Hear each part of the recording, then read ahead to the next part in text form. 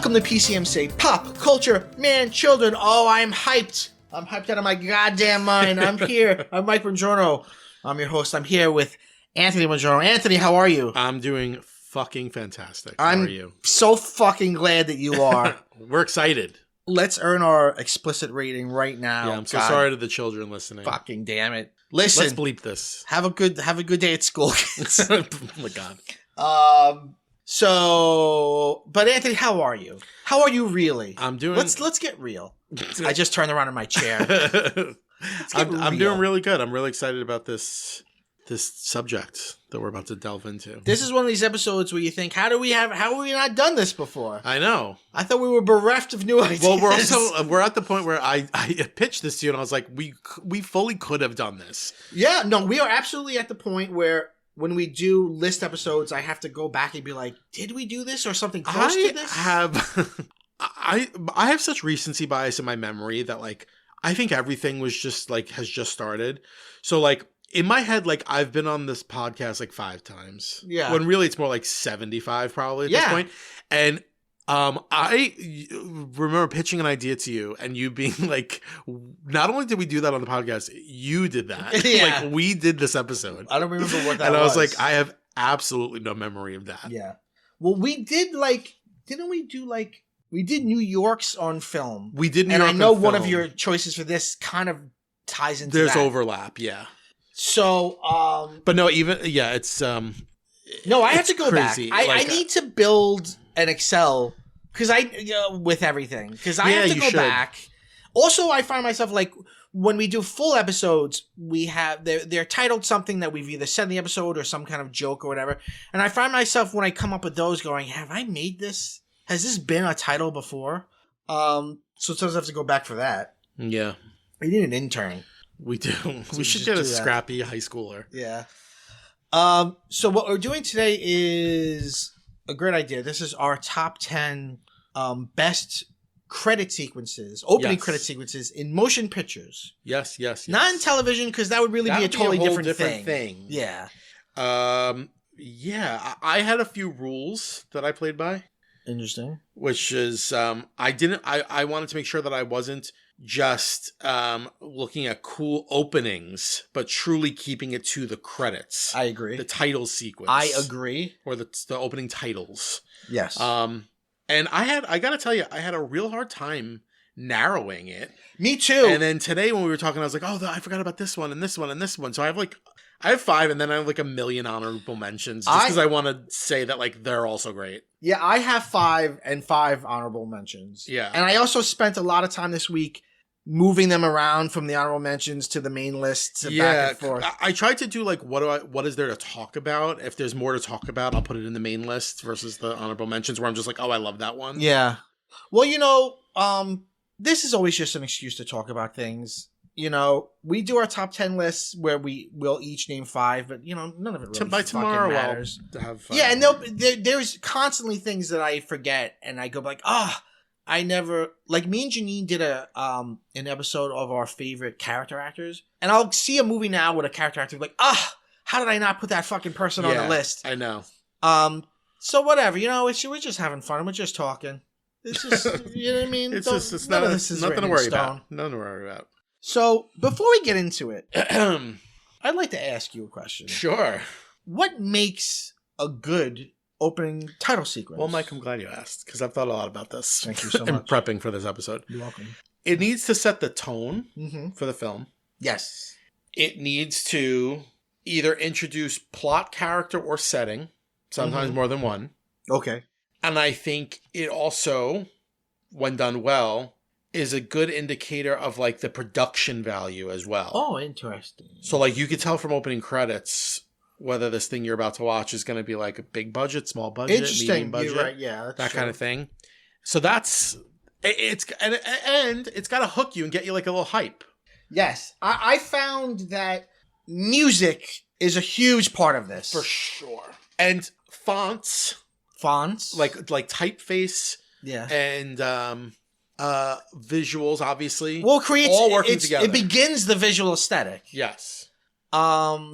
Something we did different from this is usually we keep our list secret to give the other the opportunity to react in real time. But I think we wanted to. I don't know why we decided not to. I said I think they're short enough so we could share them with each other, and then actually, like, I don't have to explain it to you if you haven't seen it. Right, exactly. Although I think there was only one that you showed me that I didn't know. I had never seen before. Okay, interesting. You had one that I had never seen. Okay. So yeah, I would agree with everything you've said. To me, the opening credits is like a meta text. It doesn't. Some of the ones I have are like, it's not really what the movie is, but it kind of encapsulates. It's like the book cover, the book jacket. Exactly. Yeah. This is a fucking free podcast. You guys should be thanking us. When you're at a fucking dinner party next week and you pull that out like you just thought of it, fucking thank me. And Anthony. Really thank Anthony. God damn, this thing's for free. Who would like to go first? I'll go first. I'm going to start with the one that I think I probably caught you most off guard with. Sure. Which is the Honey, I Shrunk the Kids opening sequence. Which I did not remember. That was not in my head at all. What'd you think of it?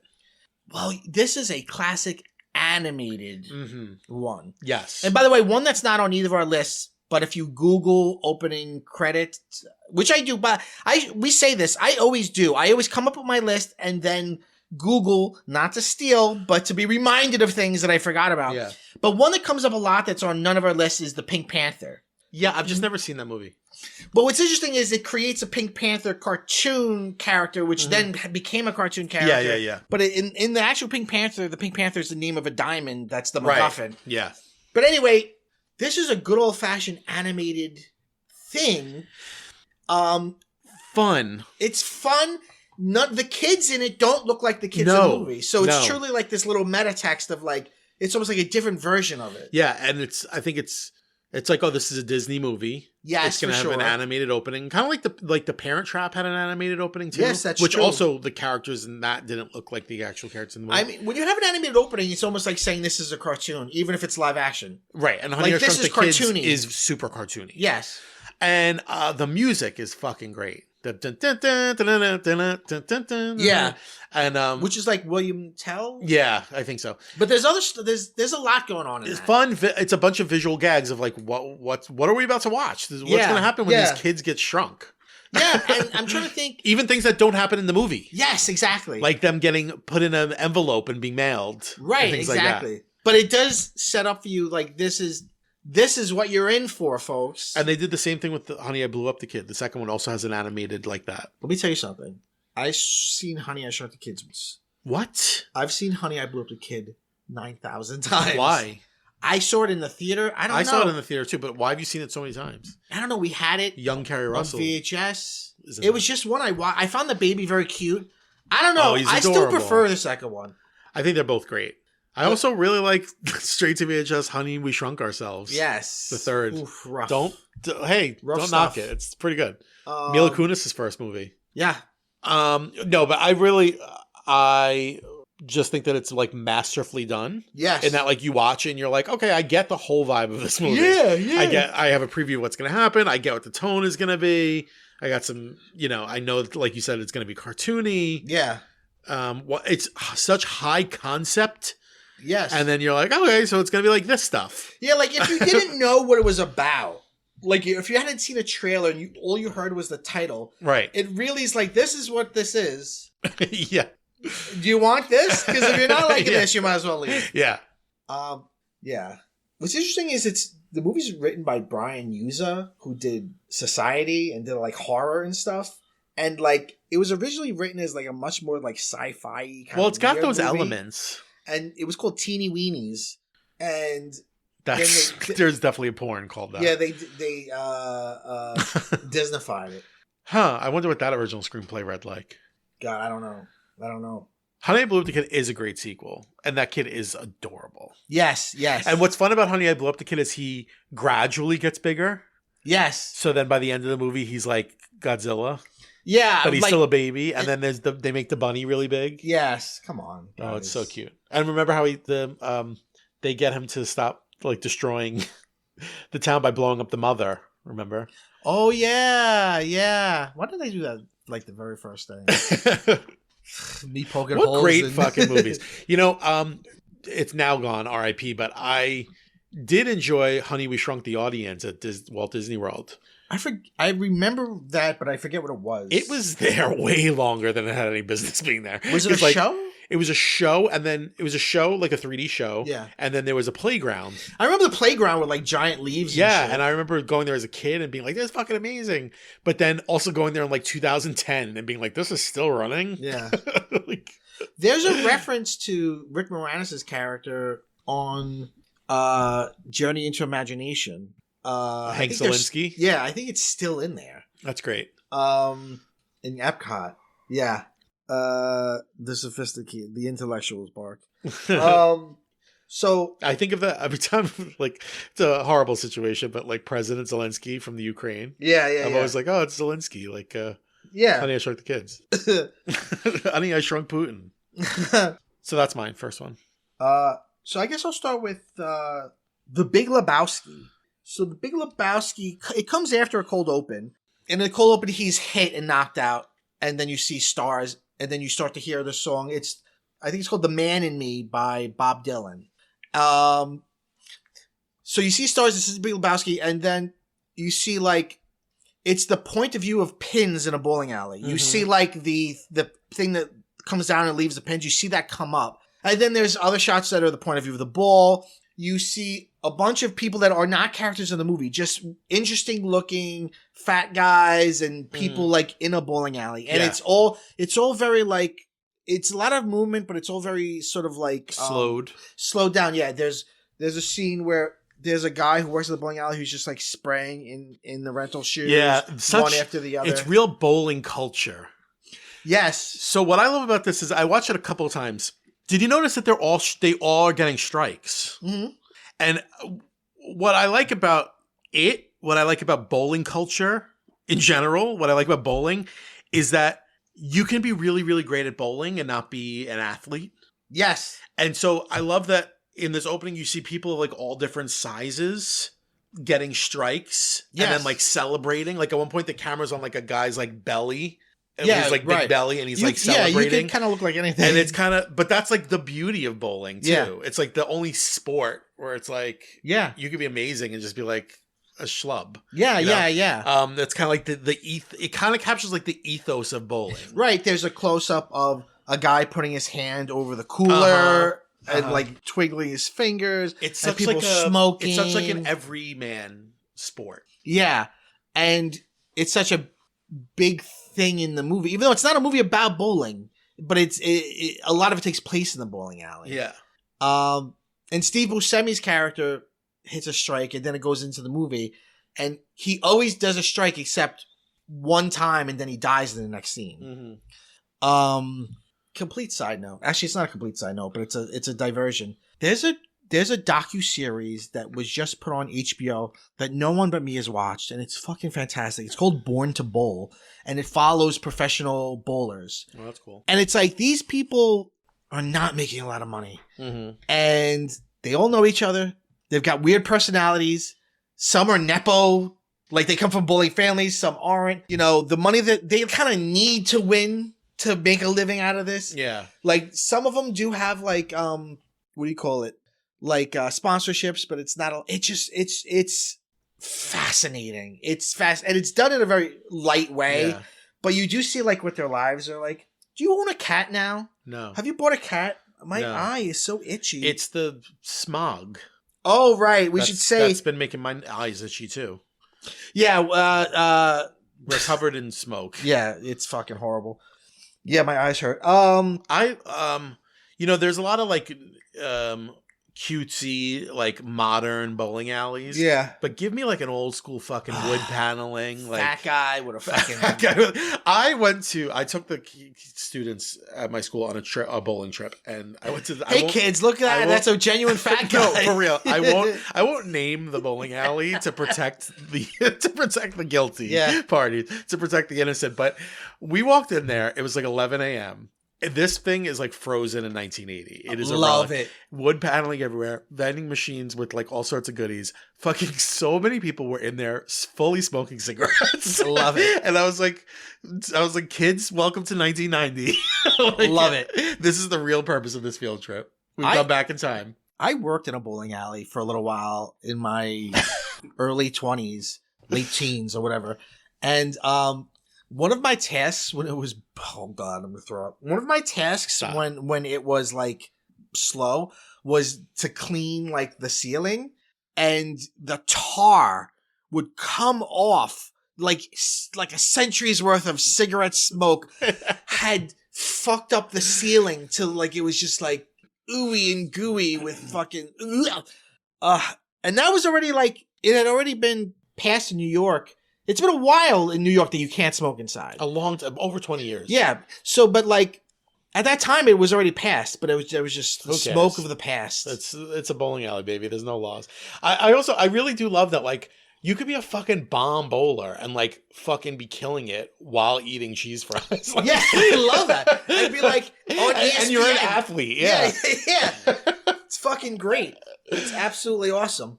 Do you want some? You could be. Do you want allergy drops? Sure, I would love some allergy drops. You could be a fucking drunkard, you know, and not to say that people aren't high at other shit. I mean, I know in the history of baseball, there used to be a lot of fucking drunk baseball players. Oh, well, like, look at athletes from, like, the 30s and 40s. Like, I'm in better shape than those guys. Yeah. Look at wrestlers. Like, I just watched the Hulk Hogan documentary, which I'm not pro Hulk Hogan. They were just big, tall, fat guys. They were just fat dudes. Before steroids and before Arnold Schwarzenegger kind of, like, was like, this is what your body could look like. They were just fat dudes. They were just fat dudes. Well, I always say that, like, they all had bellies and hairy chests. Yeah. I'm an old-fashioned strong man. Yeah. Like, you should see me in, like, a one piece, like, picking up, like, a dumbbell. Yeah. And being like, oh. And the ladies would be like, oh, my God, he's so strong. Yeah. Damn. I could have been a great fucking real. wrestler yeah, really. back then. I was just drinking gallons of milk. Oh God, my eyes are burning. So, yeah. Okay, I'll go next. Please do. My next one is Marie Antoinette. Who? What? Yes, this is a great one. I do think you should include the shot. Yeah, I think that's part of it. I do include the shot. Okay. It comes mid credits. It comes right before the title card. So it's the song is such a banger. It's Natural's not in it. Yeah. It opens with hot pink titles. It lets you know. And this like fucking banging rock song. And it says right there, this is not like, period. Right. This will not be exactly hemmed in by period. Right. This is like an 80s song. Right. Or 70s even, I think. And then there's the credits break and go to Kirsten Dunst playing Marie Antoinette, like laying on a chaise lounge, being like fitted for shoes with like a crazy headdress on, surrounded by like cakes. Right. And then she like dips her finger in a cake and looks, sucks the icing off, then looks at the camera, directly at the camera, and like makes a face, like a raised eyebrow face. Yes. And then it cuts to black again, and then it says Marie Antoinette. Yeah. The title card pops up and it's in hot pink and black.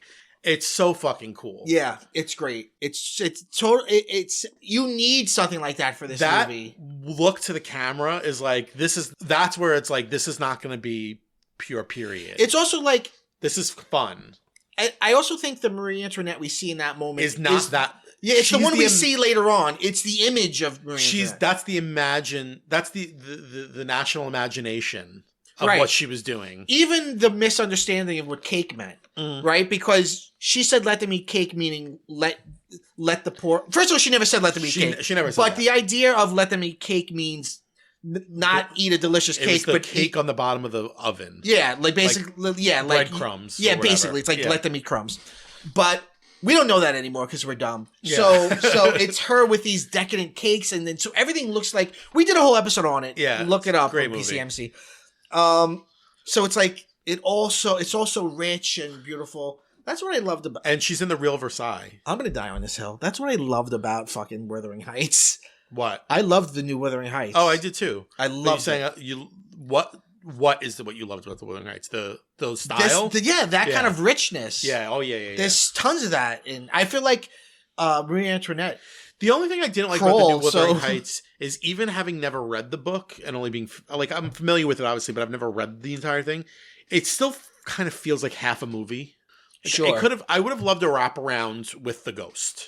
There is one, yes, especially because it's so gothic. You might as well add it. Ends with her yeah, it feels like it's but I did love it. I really liked it. I loved it. And the soundtrack. So good. I fucking loved it. But the Marie Antoinette credits, so good. They really get you hype.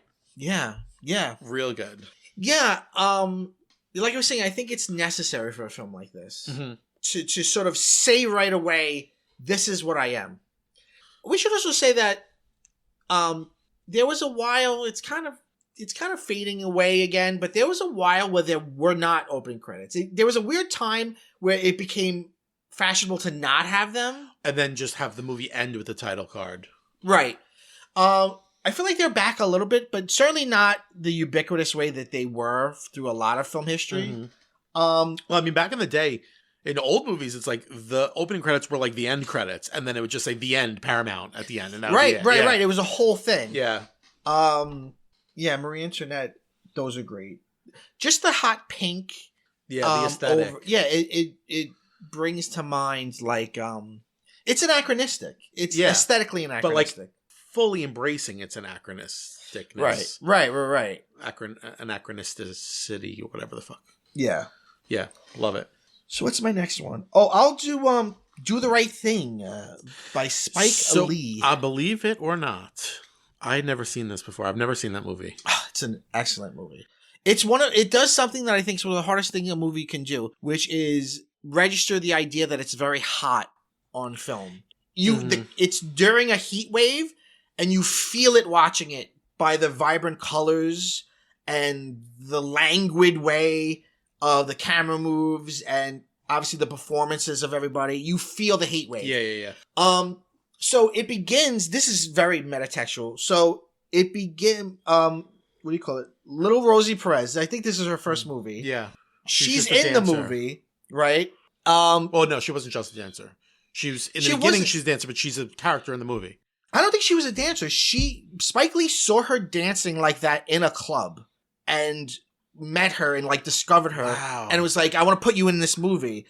And I think that's her first movie. Wow. You can tell she kind of doesn't know how to act. It says introducing Rosie Perez. But so the opening is, so it all takes place, if you don't know, it all takes place like in this one little tiny neighborhood that's an African-American neighborhood in Brooklyn, but in the center of it, there is an Italian-run pizzeria. Yeah. And the tension in the neighborhood because it was like a formerly Italian neighborhood that's now becoming a right, exactly.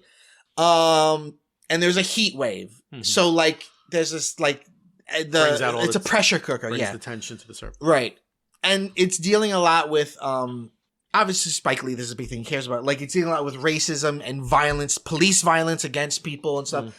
So the song that we hear is Fight the Power. Well, wait, but before that, you hear an instrumental of Lift Every Voice and Sing. Yes, that's true. Yes. Which is the Black National Anthem. Right. And then there's jazz. There's a lot of jazzy music like that in the rest of the movie. Mm-hmm. I think it's interesting when you see the 40 Acres and a Mule Productions, it's Lift Every Voice and Sing. Yes, you're right.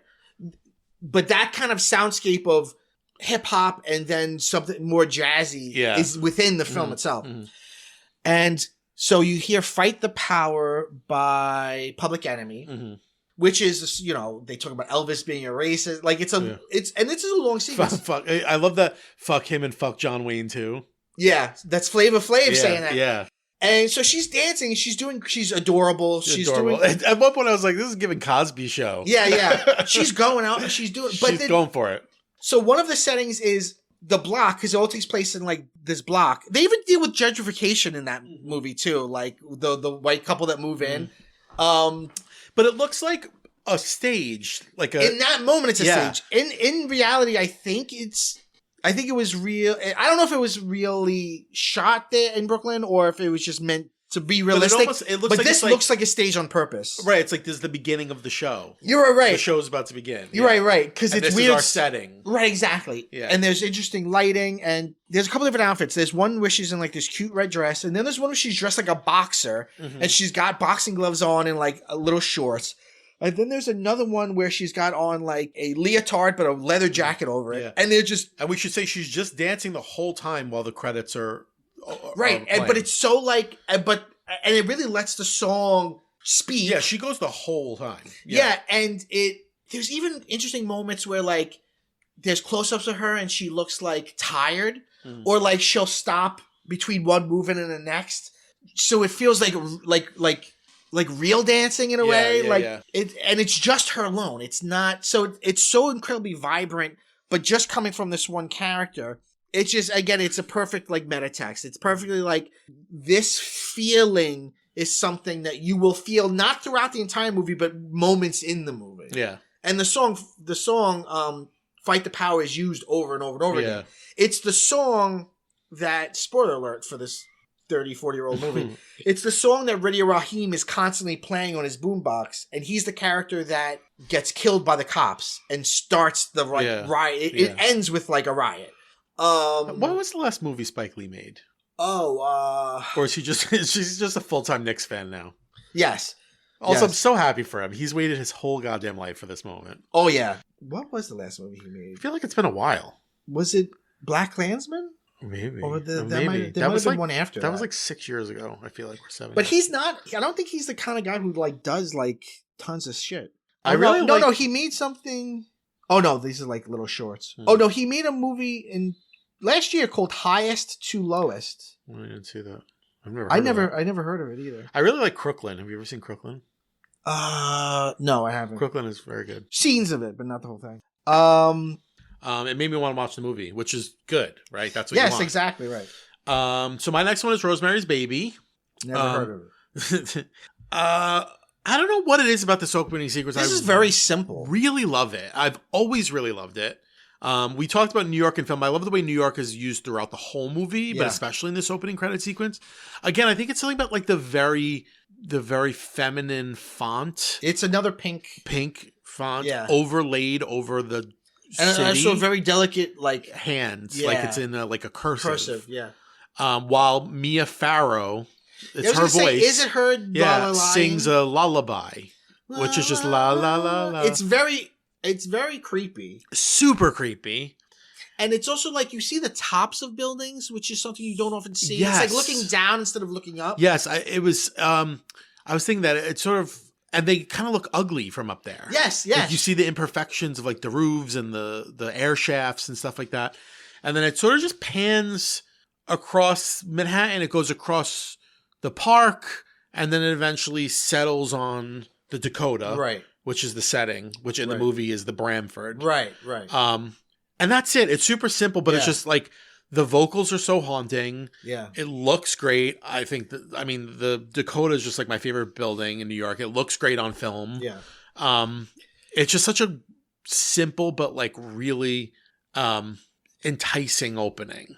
Right. To that movie. Well, a theme with Polanski, and Polanski is another director. Problematic. He's another problematic with a guy. Capital P. No, he's a shitty guy. But he had a theme in a lot of those early movies of like he did something called The Apartment, which was like, it was almost like being in an apartment was surreal. Like the idea of apartment living and living like on the top horrors of, of living on top of each other. Isn't it like there's like Rosemary's Baby is like one of like an unofficial trilogy with Suspiria, right? And no, Suspiria is not him though. What's him? The Apartment. I don't know what the third one would be. The Apartment's like Jack Lemmon. Oh no, The Tenant. The Tenant. I don't know what the third one. I feel like there's a third one where it's like it's all about like the horrors of urban living, and I think they're all Polanski. Yeah, but I don't remember what the third one is. Get on Google. Get to a Googling. All right, Polanski. Your search history is really upsetting. Trilogy. The Apartment Trilogy is what it's called, or the Unholy Trinity. Repulsion, Rosemary's Baby, and The Tenant. Repulsion, which is if you saw that movie Last Night in Soho or something like that, it's a lot like Repulsion. It's sort of like in a haunted apartment. Anyway, well, that's one way to read it. Yeah, it sets up just the sort of lullaby of it is like there's something pretty here, but also something sinister, right, underneath the surface. Yeah, and something very delicate too. And sad. It's like to hear a downbeat melody, like a downbeat lullaby, is jarring. By the way, I completely forgot that this movie was produced by William Castle. I was just talking about him a couple weeks ago with Vin because he was famous for doing like the Haunting of Hill House and 13 Ghosts and like The Tingler, and he was like the 13 Ghosts, Scooby-Doo and the 13 Ghosts. Yeah, not the Scooby-Doo one. He was famous for like cheap horror movies where he would like do gimmicks in the theater. So it's so weird that he's the producer of this. If you ever saw what do you call it? What was I'm such an old man. This is just the podcast of me going, what is the thing with the thing? What was the show with Betty Davis and Joan Crawford? Feud. The first season of Feud. First, if you saw that, William Castle is played by John Waters.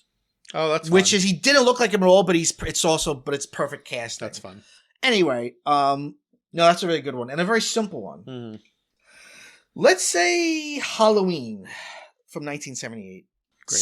First of all, it begins with the bum bum bum bum bum. So right away you're pulled into it, and you've got black. It's so simple: black background, orange text because it's the Halloween color, and a jack-o'-lantern.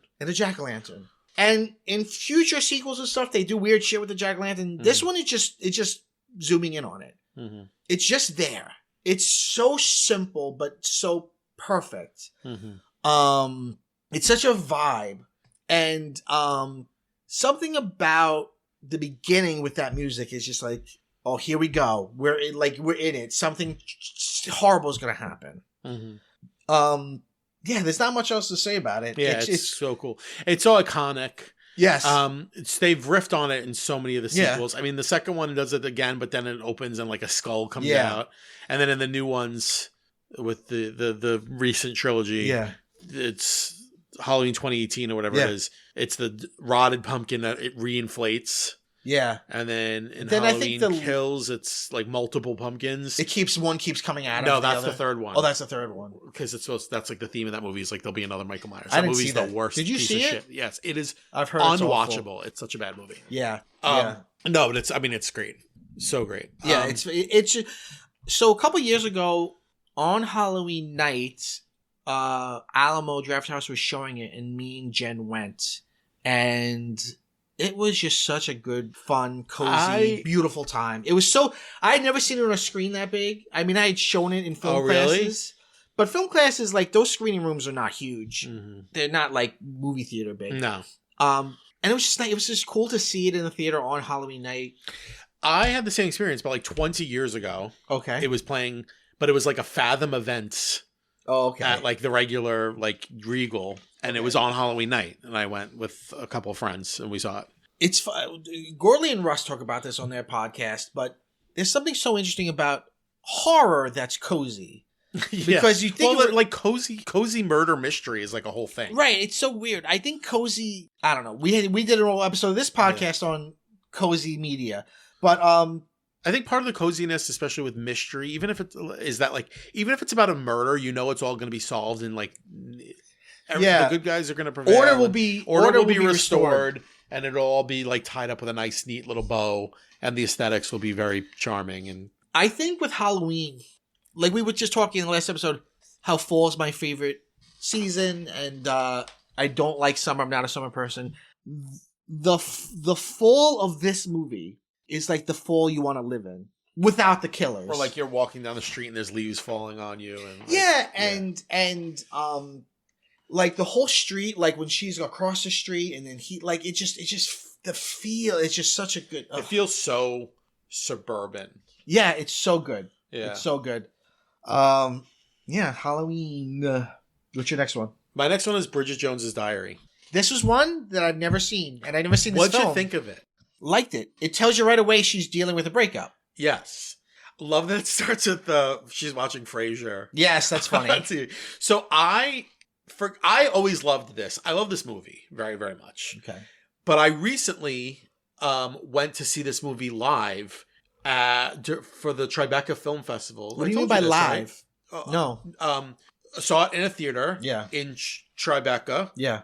And Renee Zellweger and the director came out at the end and were interviewed. It was on stage. Oh, okay. She's so Texas.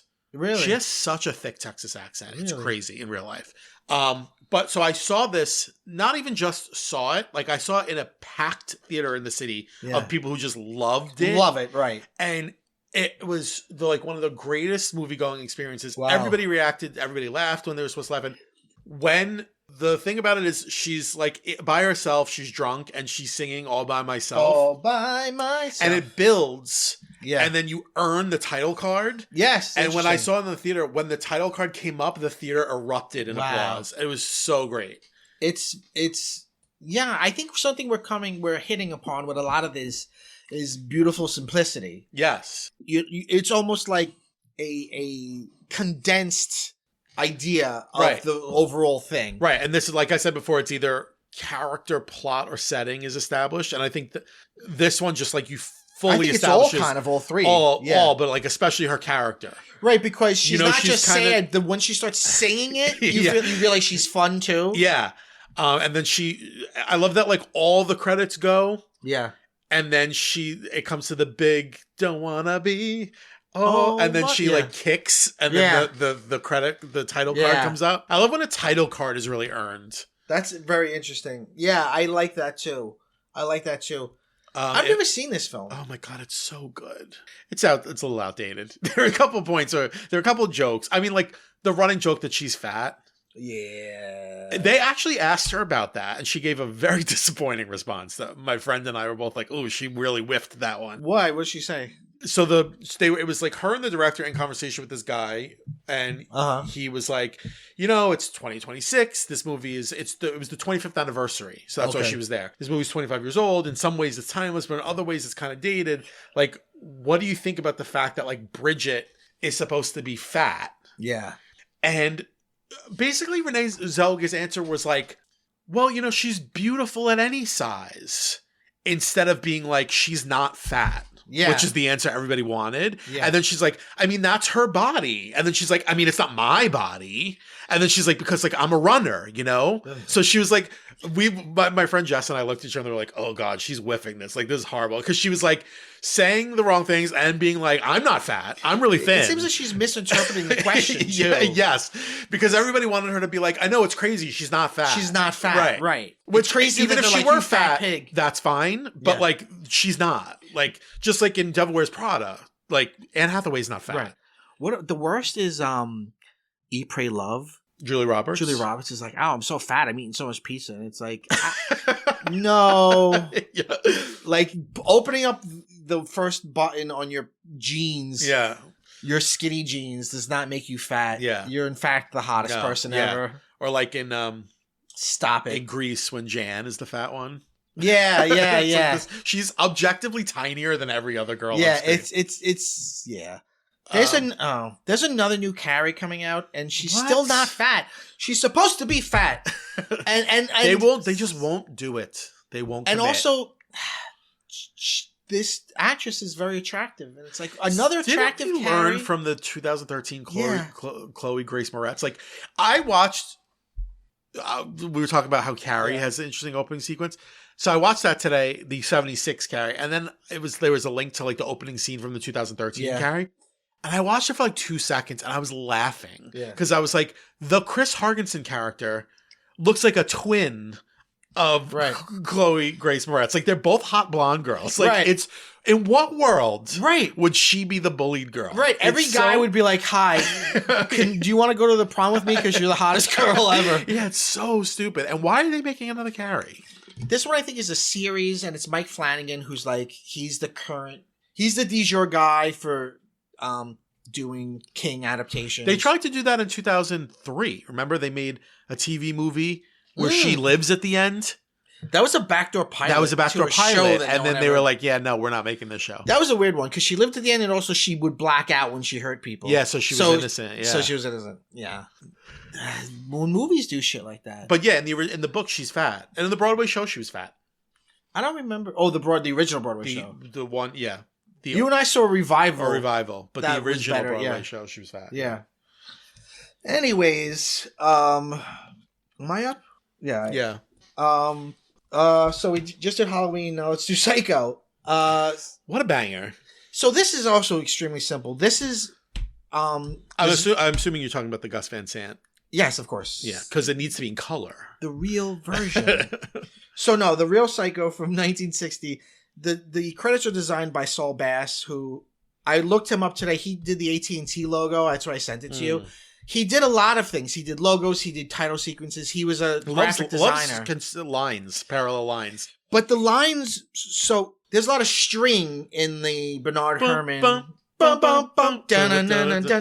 so from the beginning, you're like, oh, this is exciting. Right. Well, it's another one that's like you're about to see something horrible. Yeah. Like this is there's something urgent. Yeah. Like they talk about how like it begins with the date and time as if like it's a crime you're about.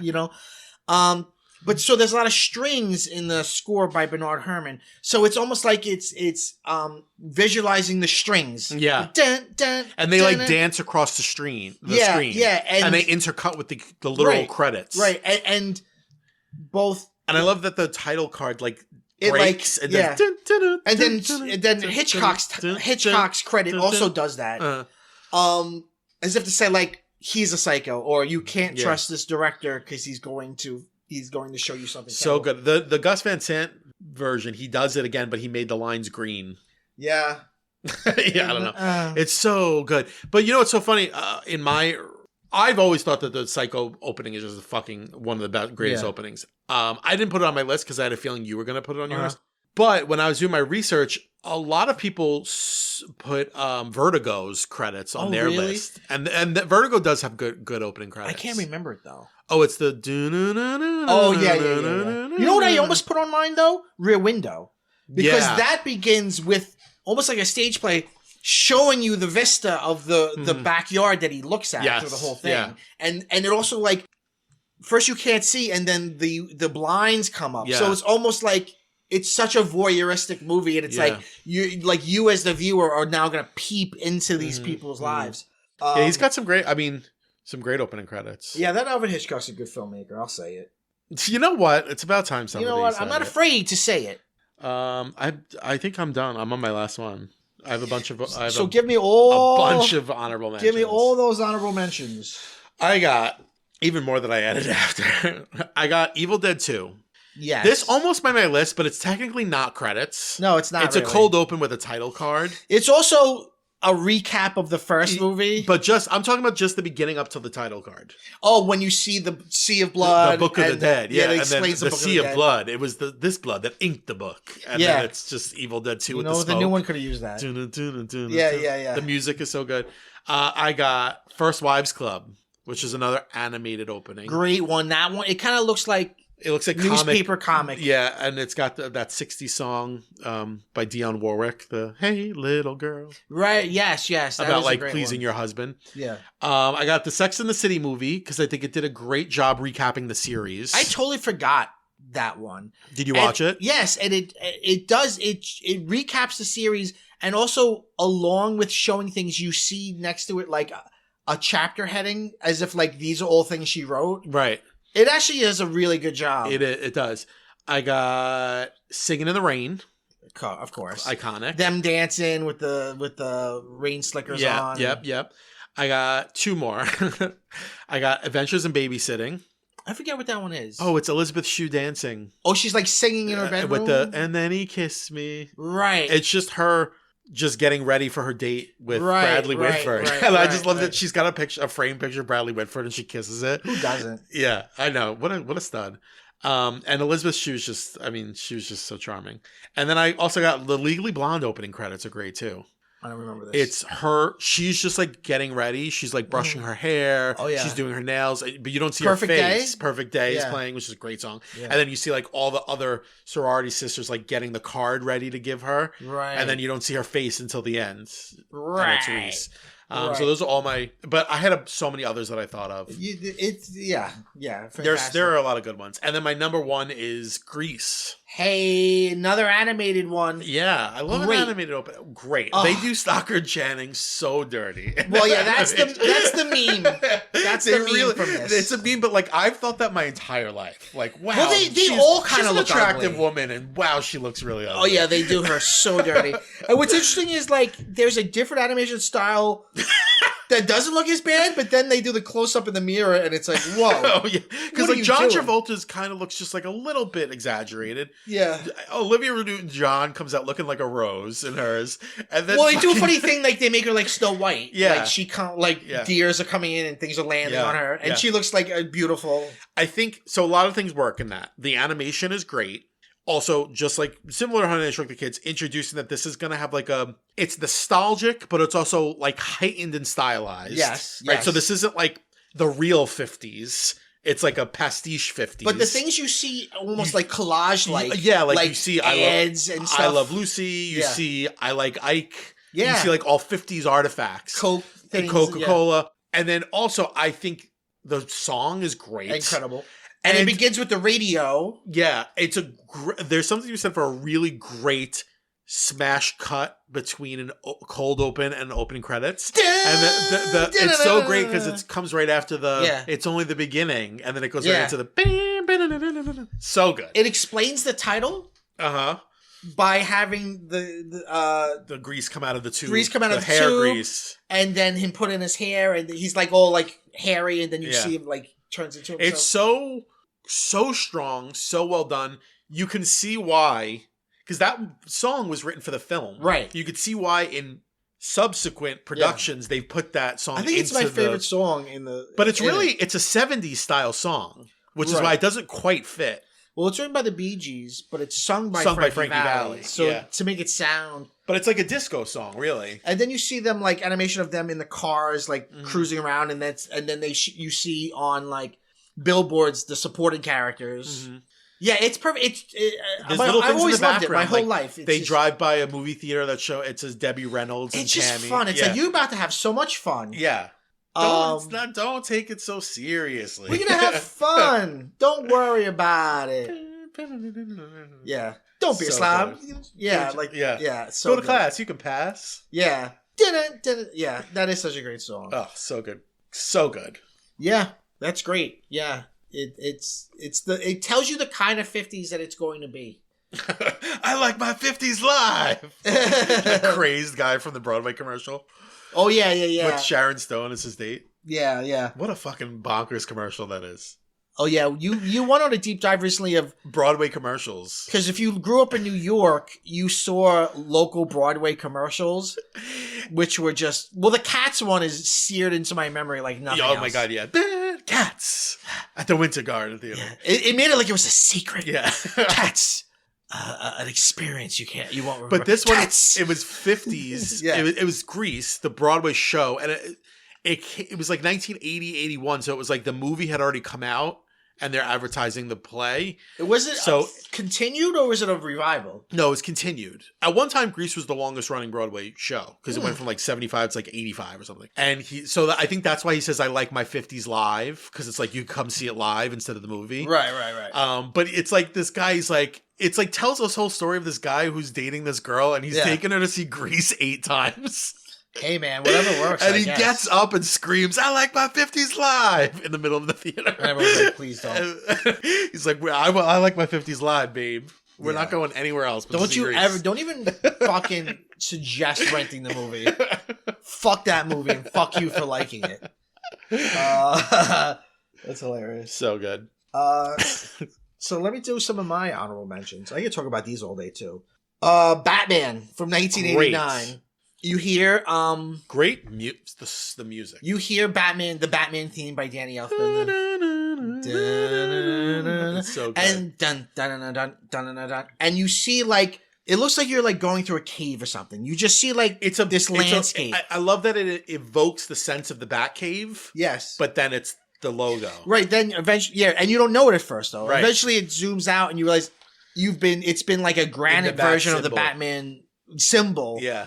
and you were just going through the curves of it. So cool. So good. I want to like blast that song and like drive really fast. Oh yeah, absolutely. Another superhero, Deadpool. The first Deadpool movie, I still contend, is an incredible movie. It is. If you don't remember, it was like slow motion. It was you were in media res, this big violent scene where he's like in the car killing them, but it's like frozen in time and then like slow motion, like zooming around them, and all the credits are fake. Like it's like starring some God's perfect asshole. Yeah. A hot chick, problematic. A moody teenager. It's writers, the real heroes here. Yeah. Yeah, it's just so, and it's that song, Angel in the Morning. Just call me Angel. So it's so like ironic compared to the violence you're seeing. Mm-hmm. It's just, that's so good. Another one is My Best Friend's Wedding. Great one. Do you know I've never seen that movie though?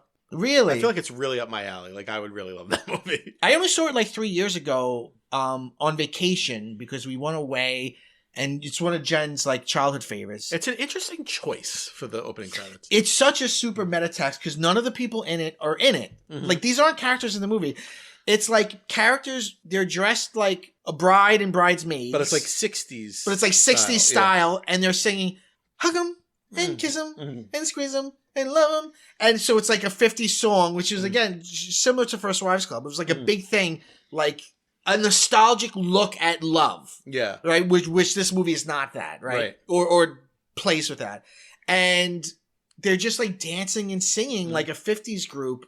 And then the movie's not that at all, but it's great. Yeah. It's great. And then Beverly Hills Cop, which is the heat real is on. Slice of life stuff. Yeah, you can tell it's all real documentary. Yeah. Like it's just they went around and got footage of Detroit because it seems like real people doing real things. Yeah. Sometimes people looking in the camera. Yeah. There's real little kids hanging around. It really gets it gets the feeling of the world that he's in, and then he goes into the world of my hot take Beverly is Hills. That if there had never been any sequels, Beverly Hills Cop would be like way more of a classic than it is. I saw it recently again, and it's so fucking good, and it's so amazing that it's good because it's one of these movies like The Wizard of Oz where it was so troubled in how it was made.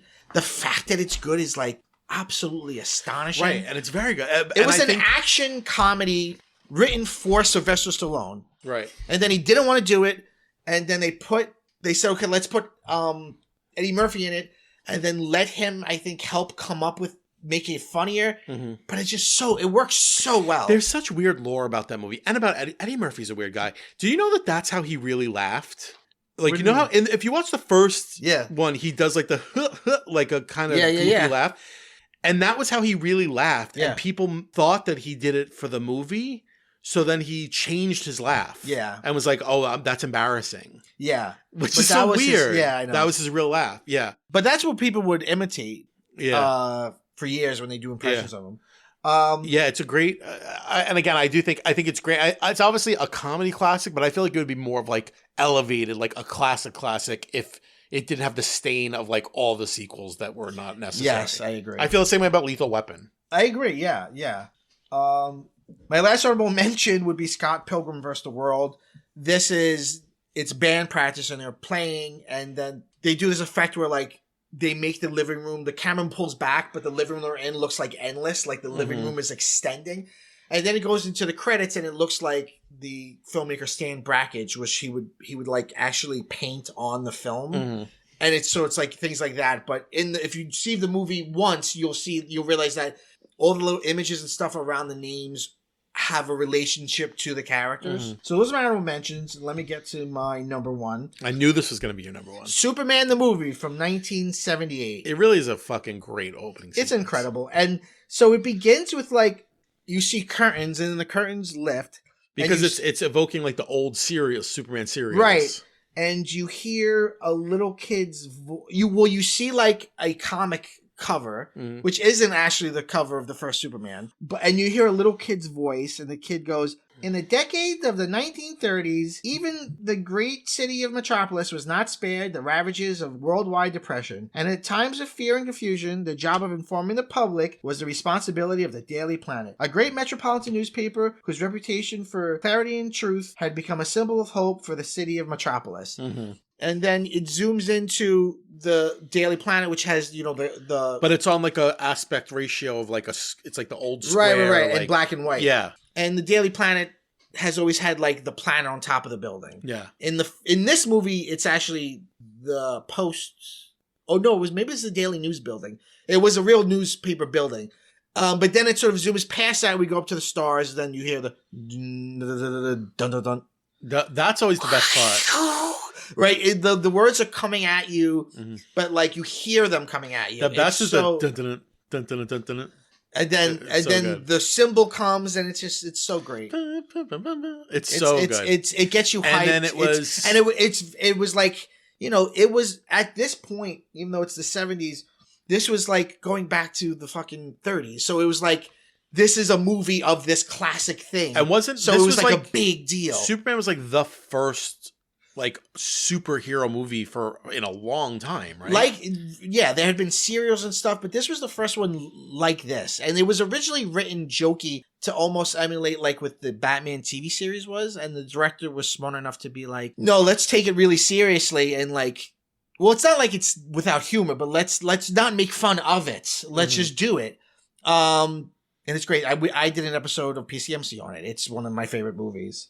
And yeah, Superman. Yeah, it's so good. And then they, Bryan Singer, another very problematic director, redid it basically for Superman Returns. Yeah.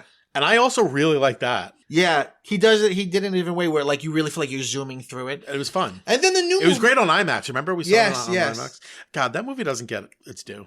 Yeah. Especially now. Well, now. Remember Typical People? When he says to Cola Scola, shouldn't you have drowned in Bryan Singer's pool by now? Did you see they're doing a Difficult People, the movie, live reading? No. I would go, but it's on election day. It's like, I think they wrote a screenplay for a movie and it's being live read with the people. And you can buy tickets for it. Now that's amazing. I love Difficult People. Well, the first season. The new Superman movie, the James Gunn one, which I loved, it doesn't do that, but the title Superman does that. Oh, that's so fun. That movie really is expert in what it homages and what it reinvents. And was that successful? Yes, it was. Okay. So now the new Supergirl is not being successful, but I loved it. It's a woman. That's the thing, man. People are so sexist. They really are. It's fucking. You put a woman in a movie and they're like, "Fuck you! I hate it. She's not hot enough." It's so crazy. Even like underage girls in movies, people are like, that kid's not. I don't want to fuck that kid. It's horrible. Like what? God, straight men are the worst. Yeah, they are scary. Do you ever hear the Bechdel cast when they did an episode on The Little Mermaid and they're talking about how a lot of the contemporary newspaper reviews for The Little Mermaid or male reviews just about how hot The Little Mermaid is? Yeah. And I remember Jamie Loftus was like, because straight men are scary. Menacing.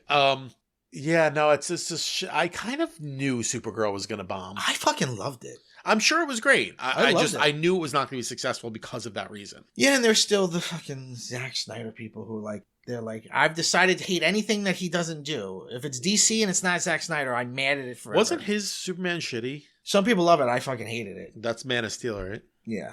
That's like, hey, let's do Superman, but drain it of all the fun and color. Yeah. You know how like Superman took the idea of an alien invader and twisted it on its head and made him like a good guy? What if we go do the original? What if we take away the twist? Let's do the worse idea. Like, you know how they reinvented? Let's uninvent the reinvention. Why? How do they do that? Because they just make him alien, and it's like, well, what's the fucking point? This isn't Superman. I can't do this again. This has been PCMC. Anthony, any more you got in your head? You can get a whole fucking day. I'm gonna think of a bunch. When looking them up, I saw a lot of James Bond. I'm not a James Bond fan, but I know James Bond. I know Janine and Bill and their children are big James Bond fans. Yes, they are. So that might be a good one. Romeo and Michelle's High School Reunion has a really fun one with I'm Just a Girl by No Doubt playing over it. Yeah. And then it's got a really impressive shot it's in Miami. It starts over the ocean and then it goes into their window. Yeah. And then they're watching a movie Yeah. You see them watching Pretty Woman. What you just said reminds me of the Birdcage credits. Oh my God, those are so good. Which is really good because you go over like a fucking body of water into the nightclub, into the performer on stage. Well, then also The Shining. Yes, which is so menacing. And the credits are coming the wrong way. Which makes it feel... Which makes your brain go, no, it's wrong. Yeah. And it's got the death march of brum, brum, brum, brum. Like from the get-go, it's like, oh, I'm about to watch a tragedy. Carrie, we mentioned. The 76 Carrie, which is just a bunch of naked teenage girls. Yes, yeah. But a great score. Yes, yeah.